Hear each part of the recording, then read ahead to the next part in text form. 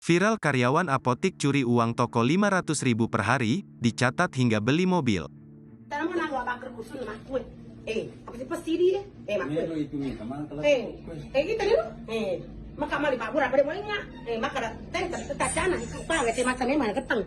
Bikin melongo seorang karyawan apotek menggelapkan uang Rp500.000 per hari hingga bisa beli mobil, iPhone bahkan tanah. Video yang diunggah @Aryanhi Fitrianhi viral dan diunggah beberapa akun di media sosial.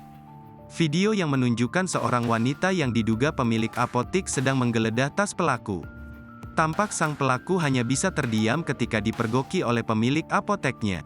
Pemilik apotek itu pun memarahi pelaku dengan wajahnya yang merah dan masih menggeledah tas karyawannya itu.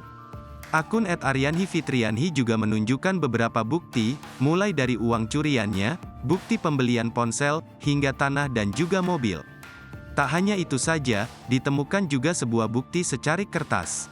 Dalam kertas itu berisi catatan tulisan si pelaku mengenai target yang ia ambil setiap harinya di toko. Unggahan itu lantas menarik perhatian warganet untuk berkomentar. Beragam komentar pun memenuhi unggahan tersebut.